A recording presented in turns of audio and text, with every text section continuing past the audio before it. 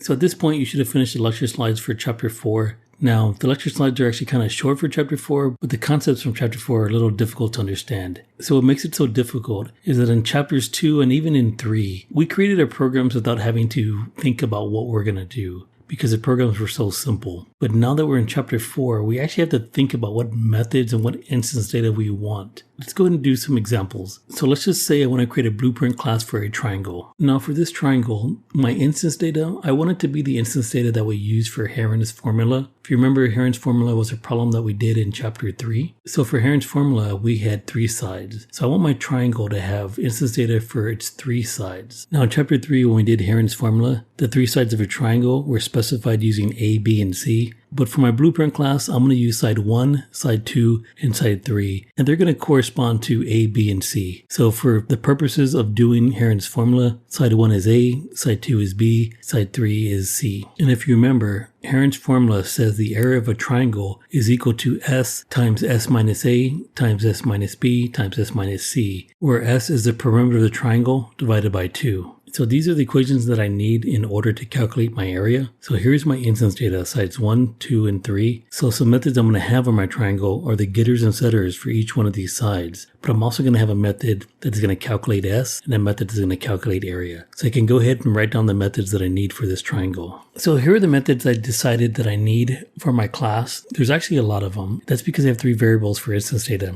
The majority of these methods are the getters and setters. That's going to count for 6 methods. Then I have a method for perimeter, I have a method for area, and I have a method for toString. I'm going to calculate the perimeter by summing up A, B, and C, and then I'm going to use that in order to calculate S. And then once I have S, then I can calculate area. Now remember, I'm only going to have instance data for my 3 sides. I will not have instance data for perimeter, area, or S, because all those values are dependent on something else. Additionally, I will need a constant for this value right here. Here is the blueprint class I created for triangle. I added comments so I can make notes to myself of the different sections within my blueprint class. So I have a section where I'm going to put my constants, then my instance data, my constructor, my getters and setters, other methods. So the other methods would be my method for perimeter, my method for area. So the first thing I'm going to do, I'm going to declare my constant and my instance data. I created a constant for the divisor that I'm going to use to figure out what S is. Now remember, S is equal to the perimeter of the triangle divided by 2. So instead of having a literal value in my equation, I went ahead and declared a constant for that. And then I declared my instance data for side 1, 2, and 3. Here is my constructor. Now remember, constructors match the name of your class. The name of your class will match the name of your file. In my constructor parameter list, I'm accepting 3 float values. Those float values are going to be the values that I assign to side 1, 2, and 3. Now what I'm going to do is create getters and setters for my instance data. So here are the getters for my instance data. Now whenever I create a getter, I'm going to return a value. So I have a return statement here, and I have the type of data it's going to return. So all my sides are declared to be float variables, so they're all going to return a float. And here are my setters. For my setters, I do not return any data, but I do accept data. I'm going to accept a float because I'm going to use that float and assign that value that gets passed in. One thing I didn't do here is use an if statement to filter my data. We'll learn about if statements in chapter 5, but I could have used the if statement here because if we're talking about measurements and dimensions, one of the values that doesn't make sense for a side is a 0 value or a negative value, because it's impossible to have a dimension of 0 or negative. So I could set up a filter here where I would check and verify that this value is greater than 0. But while we're in chapter 4, using if statements are optional. Now what I'm going to do is create a method that's going to calculate my perimeter. Here is my perimeter method.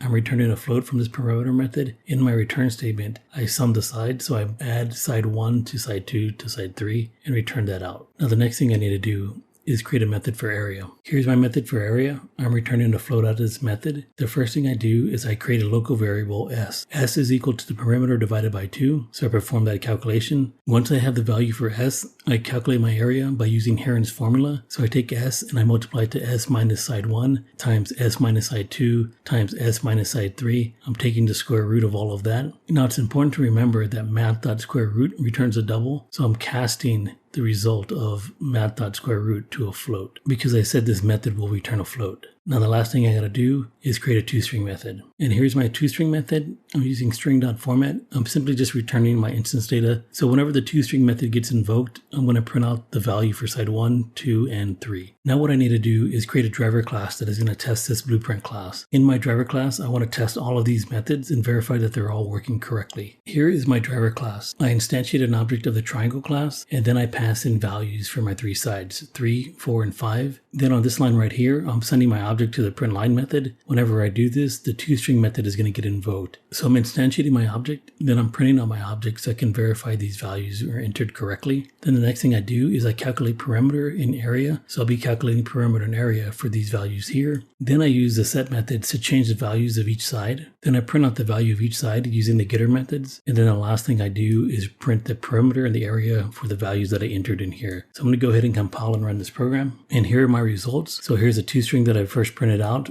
It did take in my 3, 4, and 5. Then I print out the perimeter and the area. Then after I print the perimeter and area, I change the values of each side. Then I output the values that I entered. And then I calculate perimeter and area once more. Now the last thing I need to do is verify that these calculations are correct. So I'm going to use the same website that I used in chapter 3 to verify that my calculations are correct. So here's the website. I entered in my values 3, 4, and 5, and I got the area of 6, and that's exactly what I got over here. Now the perimeter is something I can do on my own by just summing up these values. Now the next thing I want to do is verify the results when I entered in these values for my sides. So here's the result of me entering the same values for the sides that I did over here, and you see I got the same area, 31.6386. So before you create a blueprint class, it's always important to take some time and think about the instance data and think about the methods that you're going to need. Then it's a little easier to come up with the code that you need for your blueprint class.